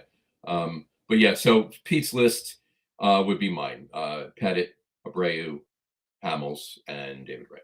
So that would be mine. All right. That's our 4 got to stay. All right. And that's it for By the way, Andrew Jones is not a Hall of Famer either. But that's just an aside. Yeah, I would probably agree with that. Great player. I'm just saying, if we're gonna, it's interesting. The voting is always interesting. They love defense. They love defense, especially even center field. And he was great. Don't get me wrong. I'm not, Andrew Jones in his prime was one of the best players. But if Andrew Jones is a Hall of Famer, then fuck me, Bernie Williams is a Hall of Famer. There you go. Yeah, interesting sports fact of the week. You don't have to do anything. I'll just make it really quick. Andrew Jones just got in, obviously, on his 9th try, and he started his first year with only 7.3% of the votes. Yeah, but that was the second biggest gap in first to induction. Yeah, and not to induction, just from a gap, closing that gap and only having 7.3% in his first year and actually getting in his 9th. Yeah. Nellie Fox, and his final ballot in 1985, after 15 tries, got in. He started with, I think it was under 1% in his first. She was on What's Happening, wasn't she? Right, exactly. There you go. All right. That's the Michael J. Fox's sister, right? Well, no, I think it was Rerun's sister. But, Nellie. That was D, and that was Roger. All right. Takes. Oh, it wasn't Nell Carter? No, that's Gary Carter's backup. Gary, yeah, it's Nellie Carter. Nellie Carter, yeah, Nellie. The love child of Nell Carter and Gary Carter. That's right. She might be the Yankees' backup catcher this year. She could bat righty. Hot takes? Let's do hot takes. Hot takes. Hot takes. Hot takes. Hot takes. All right. All right. These are general midwinter thoughts. No, just random. Here we go. No, I'm just curious. General midwinter seasonal depression. On pizza. On pizza, yeah. Okay. On pizza. Of these 2, and you could you don't have to like either. Right. But of these 2, on pizza, pineapple or sun-dried tomatoes? Omar Vizquel. Do it right. Oh God. Sun-dried tomatoes. Next. Although I don't hate pineapple pizza with the ham on it. I've never. I like sun-dried tomatoes, but they better be good, and I don't want it to feel like it's a red vine on top of my pizza. So well, you gotta if you do them now. I used to make a pizza. It was really good. It actually had both of them on it, right? Yeah. It was called the Jersey Sunset Pizza. It was pepperoni, sun-dried tomatoes, flaming asshole, and pineapple, and you drizzle a little hot honey on it. It's really good too. But the sun-dried tomatoes, you're right. The sun-dried tomatoes, you just put them on. You have to put them on not too early, but not too late, because they really need to cook down a little bit, so you're not eating red vines on top of it. Yeah. So Well, the Family Guy bit, right? No. Peter's asking Joe, "What's your favorite kind of tomato?" Hey, Joe, what's your favorite kind of tomato? Is it sun-dyed tomato? Yeah. All right. Giggity. Giggity. All right. All right. Next one. Shrimp Parmesan or shrimp scampi? Scampi. Scampi. Shrimp Parmesan is... Shrimp Parmesan's kind of a thing you only find in New York and New Jersey. And when I say New York, I mean like Queens and Staten Island. Right. Yeah, ordering shrimp Parmesan at like a... Yeah. It's like kind of like ordering, like if you go to the diner with your friends. Like we used to go out with this, one of my friends, his name was Jack. And Jack would get really drunk. We'd all get drunk. And Jack would get really drunk and we'd go to the diner. And Jack would order like stuff that you don't order at the diner. Yeah, steak like, tartare. Like the swordfish steak he ordered. Yeah. You know? Yeah. And, you know, we're getting cheeseburgers. I'll have the or, seafood you know, whatever. platter. Yeah. And the funny part was he would always fall asleep. And then we would eat his food. Yeah. And then we'd wake him up. We'd be like, come on, we got to go. And he'd go, I don't remember eating. But yeah, like shrimp Parmesan is like that. You don't, it ain't natural. It ain't natural. It ain't natural. Yeah, Scampi's the winner there too. All right. Yes or Pink Floyd? Mm-hmm.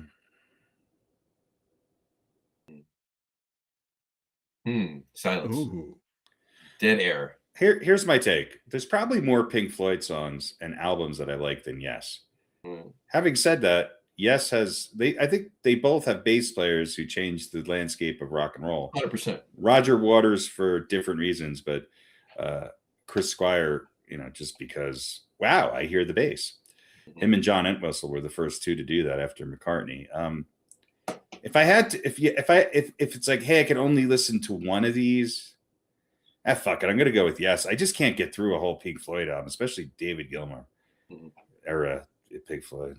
Yeah, I would say, like, even if you're into old prog rock, which I kind of am, I think there's a lot more Pink Floyd that I just would not want to listen to. You know, like stuff that there's maybe one or two tracks on an album that I want to listen to. There's a lot more of that, I think, than Yes for me. I don't know. I mean, some of the old stuff is just. If I gotta go on a road trip and listen to. That's where. Yeah, so you're saying Yes. I'm saying Yes. I can listen to more old weird Yes than I will take the shrimp Parmesan over either. All right, there you go. All right, we're all agreeing. If it's Fra Diavolo, then you're okay. Yeah, I'll take Diner Trout over. Diner Trout.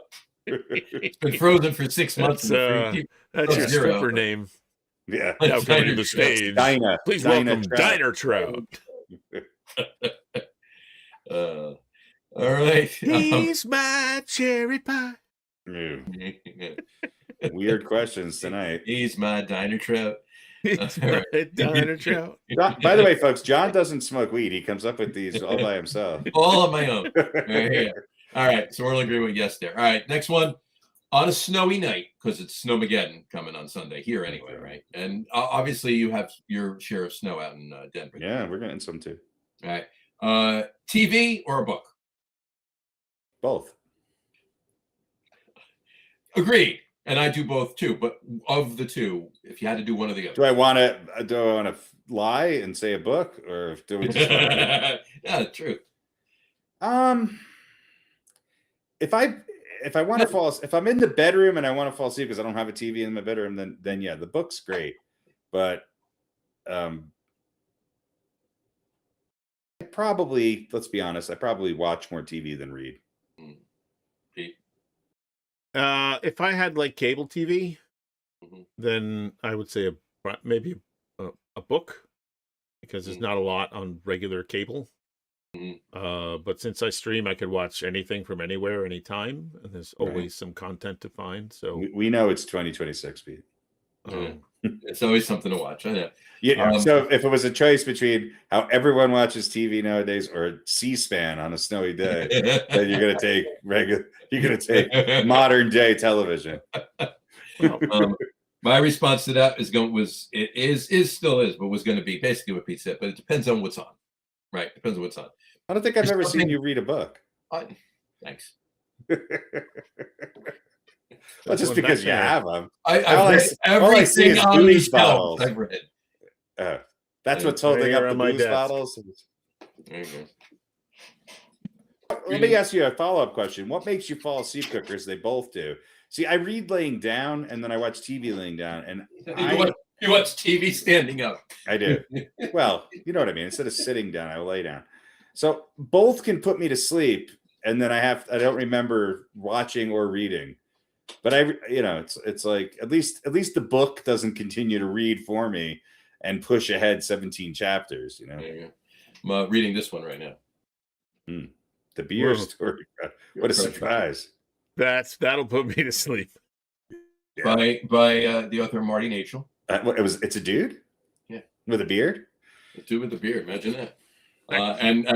He was on the beer podcast, and we actually talked him into his book last year. All right. So we got to mention it. You know, years ago when I was a young man, worked for a builder.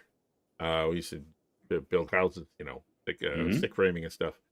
And he was literally reading a book called House about people building a house. Mm-hmm. And when he wasn't around, me and one of the other guys, we would grab his book and we would read, you know, quotes from it. We would just open to a random page and read a quote. And the one I always remember is, "Man, that cornice will go on slicker than hell." And so we would read something like that and look at each other. That's also a Pink Floyd lyric. Roll our eyes and be like, how is he reading a book about building a house when he builds houses? But he seemed to enjoy it. The fact that I do the same thing, I do also. That's the other thing, is I read way more like nonfiction. Yeah.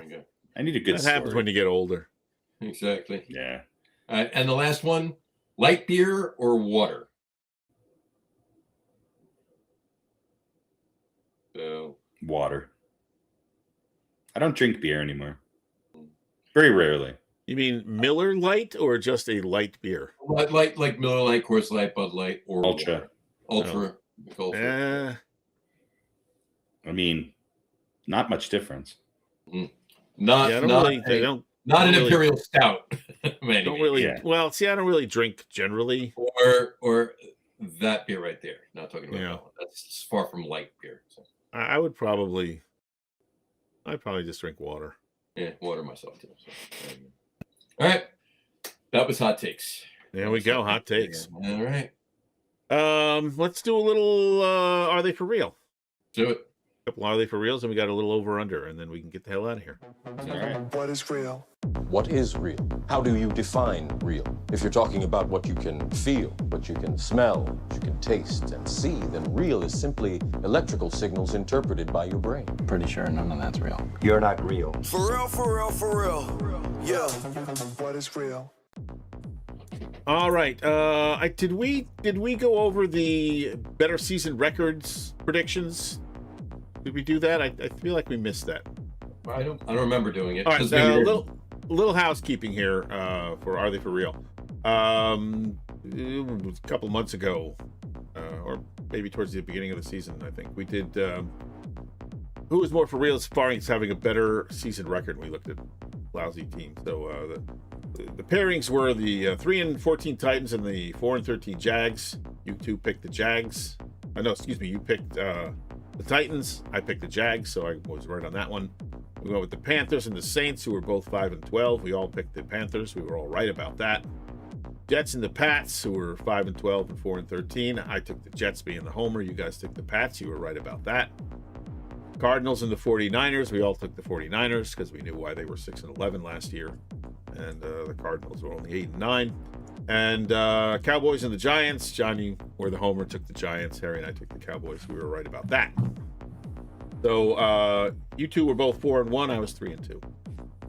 We also looked in about the middle of November at division leaders at that time and said, will they end up division leaders at the end of the season?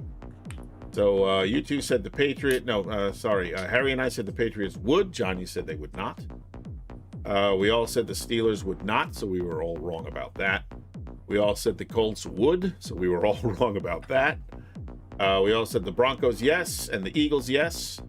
The winners there. We all said the Bears no, so that was a loser. And I said the Bucks would, and you guys said no, so that was a loss for me. And we all said yes to the Rams, and that was a loss.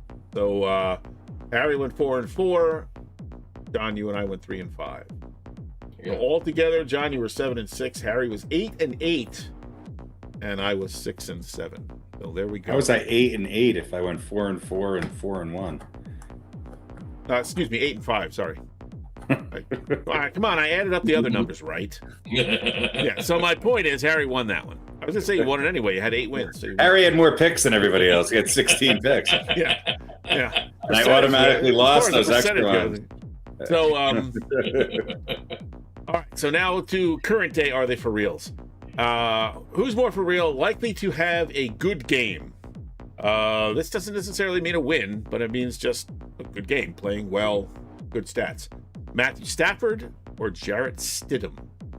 Matthew John. Well, Stafford. I'm gonna have to put M, as their names have the first, same first 2 letters. And we'll call it Matt Stafford. And I will also say Matt Stafford. All right, Jarrett more Stidham? likely to have a good game, Drake May or Sam Bradford Darnold? Harry. Sam Darnold. Oh, sorry. All right. Well, John says Like, who's going to have a better game between the two, or who's going to More have? likely more to have a likely good to have game. a good game. I mean, I think May will have a good game. I think Darnold could shit the bed. So I'm going to say Drake May will have a good game. And he might not win, but I don't think he's going to have a horrible game. John, you gonna go with Sammy? Mhm. Yeah, I'm I gonna am. go with Sammy too. I mean, there's no right or wrong here. Like, unless they could both have good games. Then is it who had a better game? And then Pete comes No, up with just some a good game. convoluted It's tiebreaker completely- rule. It's completely subjective. All right, They could both there you have go. good games. They could both have bad games, and Excellent. All right. if they both have bad games, then we all lose. But All right. and that's are they for real? How about that? Very good. All right. So let's quickly go to over. Well, I've got no chance of losing this time.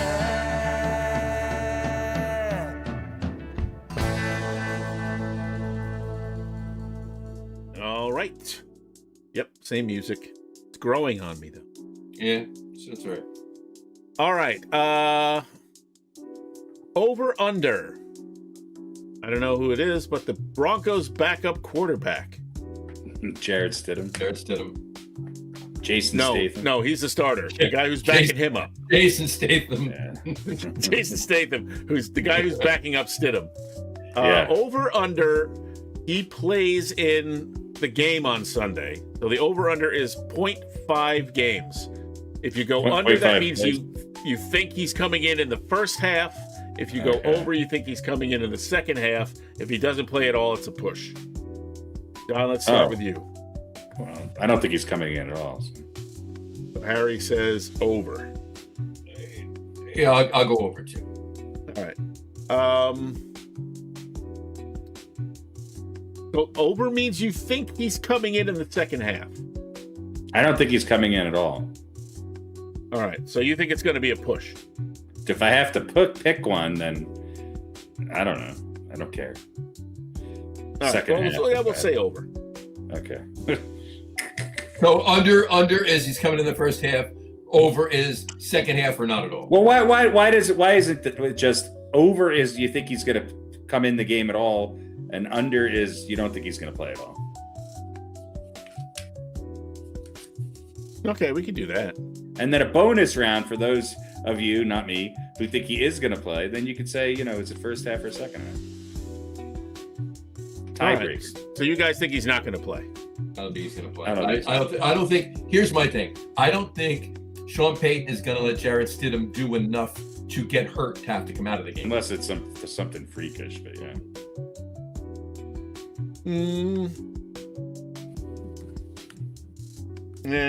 All right, I'll take the under. All right. Just to be contrarian. All right, last one. Over under. Margin of victory for each of the two games, regardless of winner. Doesn't matter who wins. Margin of victory. Over under. New England and Denver, 3.5. Forget about Over. whatever the spread is. Do you think? Well, I mean, I guess you'll base it on what you think. Because we do pick against the spread, but. Don, let's start with you. Repeat it one more time. Margin of victory, regardless of the winner. New England, Denver, 3.5. Over. Over. I'm gonna say over as well. I'll go under. Harry's calling for a close game. All right, LA at Seattle. Over under, margin of victory, regardless of winner, 5.5. So you just basically reverse the spreads. Yeah. Yeah, I didn't realize that at the time. Yeah, I'm going under. Well, I think Seattle is a 2.5 favorite. That's what I'm saying. But Denver was a 5.5 point underdog. Yeah, So yeah. So you had it. All right, so Harry says under. I'm going to go under it as well, actually. They think it's going to be closer. I'm going to take the over. I think Seattle, it's not going to be a blowout, but I think they're going to win handily. I don't think LA's last drive, whenever it comes, is going to be for a tie or a win. I think it'll be to get close. Right. And that is over under. And now we are out. And now we are out. So. There you go. I don't know. Is there anything that we want to say about, or do you have a question of the day? No. Or maybe a question of the day should be 4 out of 6. No, I got it. It is. Question of the day is 4 got to say. Ah, okay. Gotcha. All right. Why don't you just make it 4 out of 7, and then it could have some sort of like sports thing, like. Well, remind me of that next time, and I'll play the question of the day opening. Oh, there you go. Yeah. Look, basketball is basketball. Basketball. Is there? I don't want to get into it. I could rant for an hour about the Knicks right now, but I'm good. They got a gift tonight. Yeah. They played the Nets. Mm-hmm. Well, it's always the get right game, right? But I thought their get right game was going to be the other night when they were playing the MASH unit from Dallas, and they somehow got blown out. But silly me. Oh yeah. I watched a little bit of that. I was going to text you guys. I was like, "What the hell's happening here?" Hey, look, everybody's in double-digit wins now, so that's good. I will say this: speaking of referees and reviews of the end of the game, I think there will be a formal investigation of the Lakers Nuggets game last night. Yeah. Aaron Gordon actually went on the record as saying something ain't right. And I think he might have an investigation. That was just a weird, yeah. But look, the Mavs have a MASH unit. The Nuggets have a MASH unit. I can't understand the Nuggets MASH unit because they bring people back and then they play one game and then don't play for another 3 weeks. Mm-hmm. So, God, it's yeah. They should have beat the Lakers last night with an injured Aaron Gordon and Jamal Murray and not much else. But I don't know. Yeah, I'm worried about the Knicks. Something's not right. They won that stupid tournament and then they haven't been the same since. Yeah. So are you anti? Well, you were probably anti midseason tournament before that. Yeah, I don't like it. It's the dumbest fucking thing in the world. Stupid. And I hate the colorful courts. The fuck? It gives me an aneurysm. Oh yeah. They're not as appealing, I think. Well, maybe the kids love them. Fuck the kids. Is what the NBA. Fuck the kids. They don't watch basketball. Grow up and take an elbow to the chin. All right. Hockey, whatever. Yeah. We'll talk about it in the coming weeks. Yeah. Football show today. And we'll have another show before the Super Bowl. We will. Yeah. Harry, are you going to be on the Super Bowl Sunday show? Hope not. You will be. You know love it. And it's only 10 o'clock by you when we start. Yeah, great. Yeah, it's like East Coast football. Starts at 10 in the morning. 4 gotta stay. 3 gotta go. 11 in the morning for you. Cheese dip.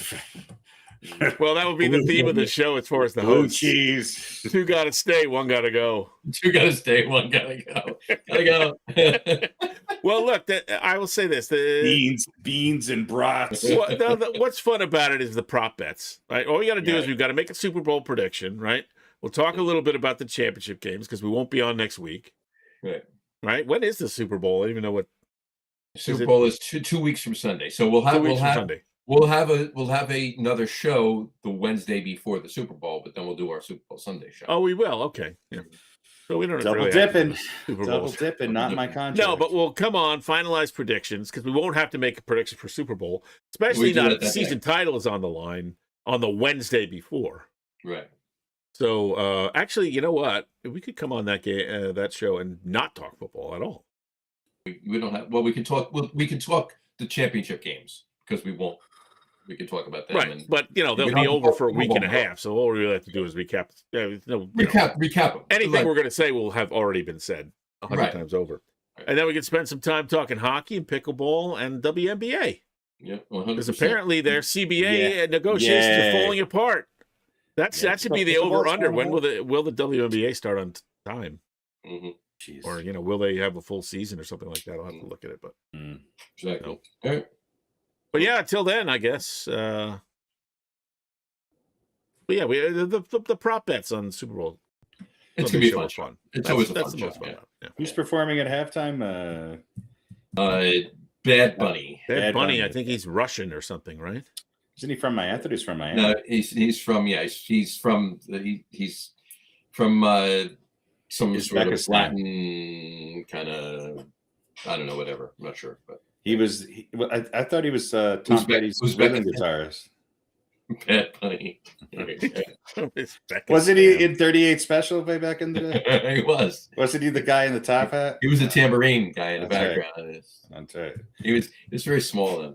He played with Dizzy Gillespie back in the day. Back in the day, right? Yeah. He's the one that bent Dizzy Gillespie's horn up. He did. He did. He also swinging that tambourine and he hit the horn so hard it bent. He also put on his shoes every morning. Right. There you go. I'd be doing myself with this band a service if I didn't play the disservice, if I didn't play the hell out of this thing.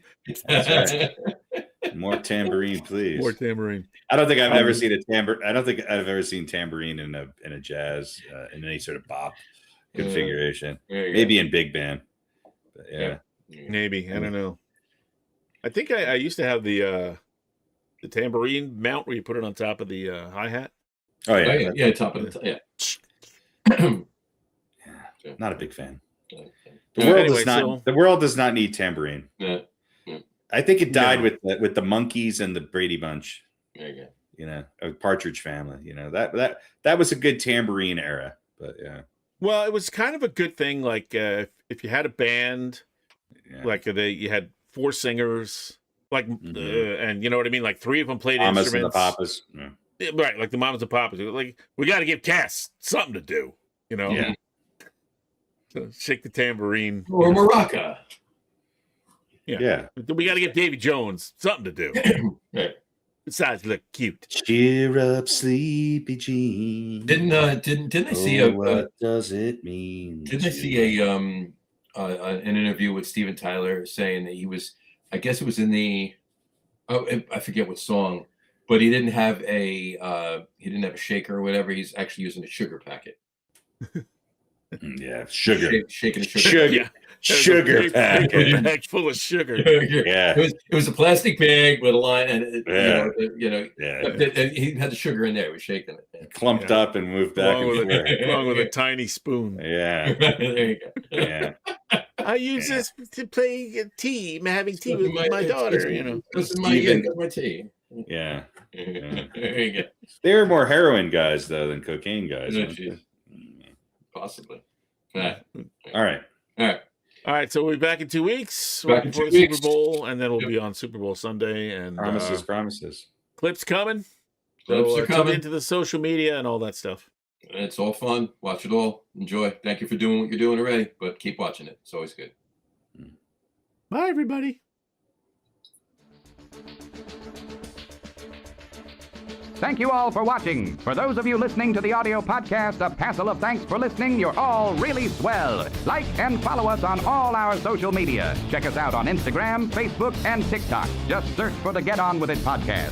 All of our shows are available on YouTube at the Lager Room channel. Just click the Live tab to reach the show archive. The video podcast is live on YouTube, Twitch, and Facebook every other Wednesday, starting sometime between 7 and 8 p.m. Eastern Time. You can find the audio podcasts on our host, Spreaker, as well as your favorite audio platform. If you haven't already, quit your dilly-dallying and subscribe so you will never miss a show. Thanks again for joining us. Have a great rest of your week and watch lots of sports. For the boys, this is Harry Hansen saying see you in a fortnight.